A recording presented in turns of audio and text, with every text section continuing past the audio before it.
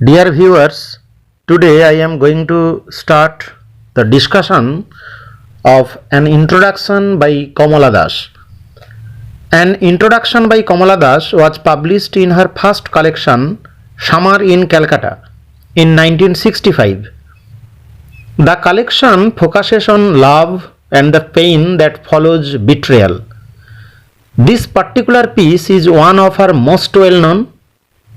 It is confessional in nature, in that thus is professing her own deep emotions in regards to the patriarchy controlling her life and the lives of countless suffering women. She played a critical role in the establishment of the Indian feminist movement. Friends, the poem and introduction is written by Kamala Das, who is also known as Kamala Suraiya, the sophisticated Indian poetess. She was born on March 31st, 1934. She is a distinguished Indian writer who composes in English as well as Malayalam, her native language. Kamala Das is looked at as one of the exceptional Indian poets writing in English, even though her reputation and esteem in Kerala is based primarily on her short stories and autobiography. Kamala Das was one of the most prominent feminist voices in the post-colonial era. She wrote in her mother tongue, Malayalam, as well as in English. To her Malayalam readers, she was Madhavi Kutti, and it was her pen name also. To her English patrons, she was Kamala Das.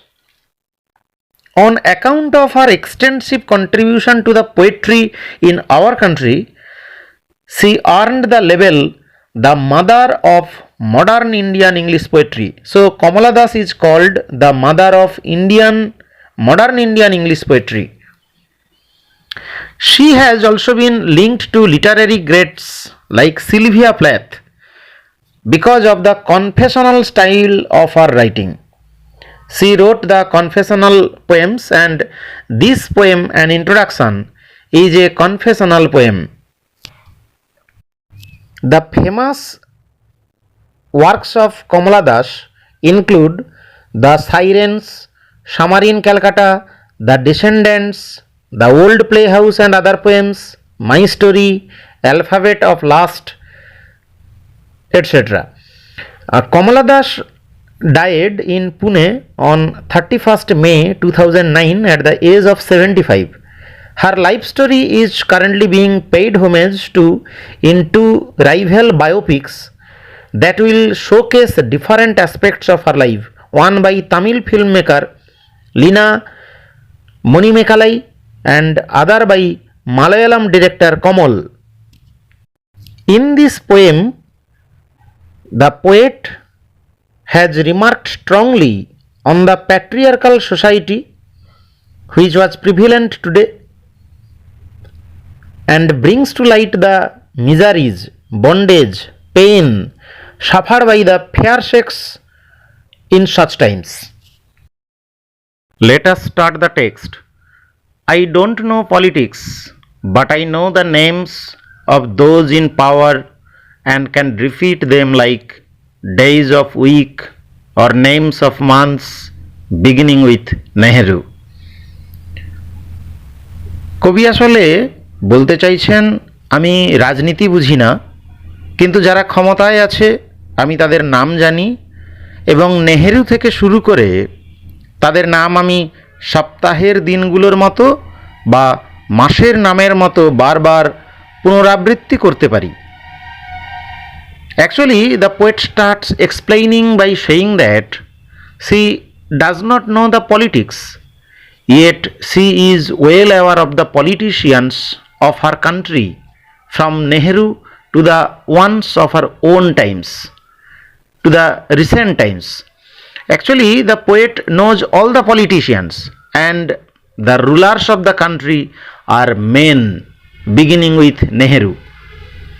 And as the politics of India has always remained in fewer hands of males especially, she has memorized the names of all the politicians like the days of week or the names of months, as if they are the very familiar names, as they are fewer and as they are male. The lines depict how the males have been ruling the country without giving this right to the women. Moreover, the rulers are fewer in numbers because democracy exists only in words. In reality, the rule of the country remains in the hands of some people only who have assumed themselves to be the permanent rulers.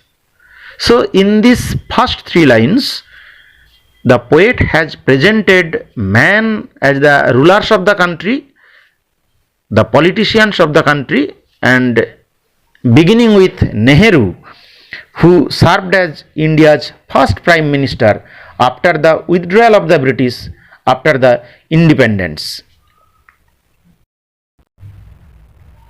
In the next lines, she says, I am Indian, very brown, born in Malabar. I speak three languages, write in two, dream in one. So, after the opening lines that set the scene, the speaker moves on to describe her own being. She is Indian and she is very brown. Lastly, she is from Malabar in southwest India. These are the basics of her life, but of course, not everything. So, the poet in these three lines is describing her own life experience. She can speak three languages, write in two, and dreams in one. Of the dreams have a universal language because dream in one because the dreams have a universal language. In these lines, she explains her very Indianness. Like most of the citizens of India, she is also capable of speaking three languages and writing in two, probably the English and her native language, Malayalam. She said that she dreams in one because the world of dreams is common to all. In this world, every individual, male or female, uses the same universal language. So she can dream in one language. These lines can be interpreted in another way as well. The poet perhaps tries to show her ability in the educational sphere, which is no access to most of the women, or even in the writing career. In the male dominated Indian society, the women have the least chance to exert her power and capability. So she says that she speaks three languages and is also capable of writing in two. In addition, is also dreams of any man in the world. She probably compares herself to the men of the world, trying to show that she is no lesser than the man. She possesses all those qualities and abilities that make the man superior. So the male versus female is one of the subject matters of this poem, and feminism gets its voice through the lines. Hence, though she is a woman, she is no lesser than the man in terms of ability, passion, creativeness, and language. Moreover, in the world of dreams, she is equally an individual as the man is, and she wants this status in the real world as well. So don't these write three lines English. Actually uphold English is not your mother tongue. Individuals. Why too. Not leave me alone? Critics, friends, visiting cousins, every one of you. Why not let me speak in any language I like? The language I speak becomes mine. Its distortions, its queernesses, all mine, mine alone. She then continues to describe the language and the role it plays. She uses this language in her writing. However, this habit of her is not liked by her friends, relatives, and critics. They all condemn her for writing in English, as according to them, English is the language of the colonists and it is not the language of the colonized. She asks them, why they criticize her, why she is not given liberty to write in whatever language she desires. In these lines, she exposes the jealous nature of her near and dear ones, who cannot endure her skills. This makes them criticize her. Having no logical reason to put restrictions on her writing in English, they try to tell her that the language she writes in is the language of colonists, and thus she should not write in this language. However, she asks them how a language can be owned by a particular community. It belongs to every person, everyone who uses it, and thus she should not be stopped from using it. Whenever she is criticized for how she speaks and writes, she feels as if she is alone. There is no one, not her friends or cousins, who back her up. They are critics, everyone. Everyone has become critics, and she is now alienated.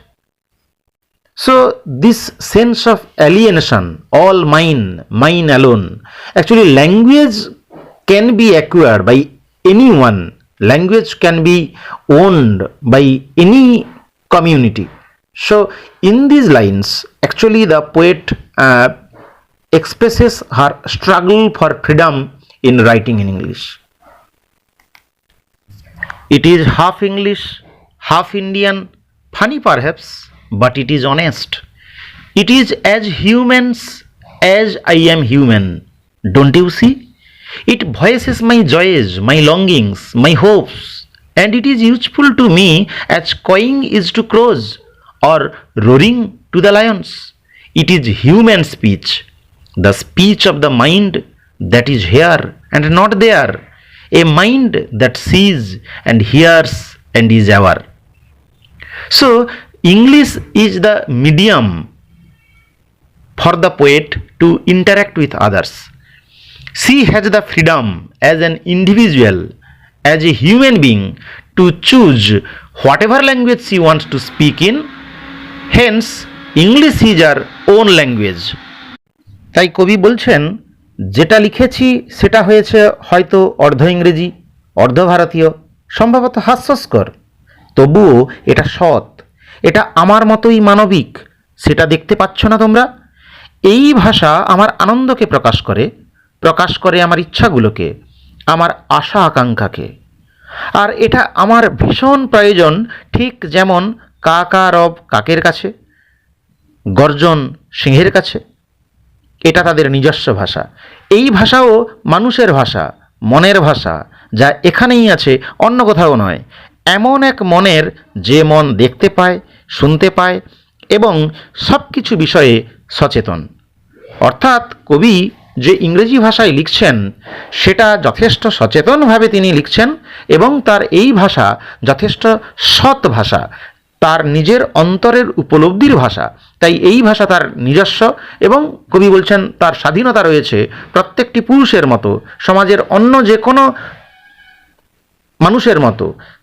মহিলা হিসাবে তারও একটা individual freedom রয়েছে এই ভাষায় চর্চা করার, এই ভাষায় কবিতা লেখার। The poet says that her English might be half English, half Indian, but the most important part of her that a desire for authenticity and honesty with the language. She says that the language expresses her joy, grief and hopes. For her it is like cawing is to crows, roaring is to lions. That is, it is an integral part of her expression. She further says that her speech in English, obviously, is the speech of humans that minds can understand and not strange and queer like the sound of trees in the storms or of monsoon clouds or of rain or of dead, as these voices cannot be understood. So reads the poem, not the deaf, blind speech of trees in storm or of monsoon clouds or of rain or the incoherent mutterings of the blazing funeral pyre. The poet says that the language she writes, the language she speaks is intelligible.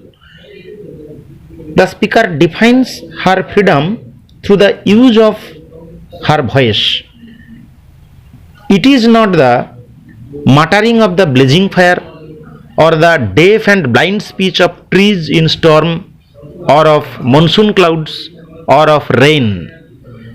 কবি বলছেন এটা চিতাকাঠের অগ্নিশিখার অসংলগ্ন মৃদুস্বরের মতো বা বর্ষার মেঘ জলের মতো অথবা ঝড়ে গাছেদের মতো অন্ধ বধির ভাষা নয়।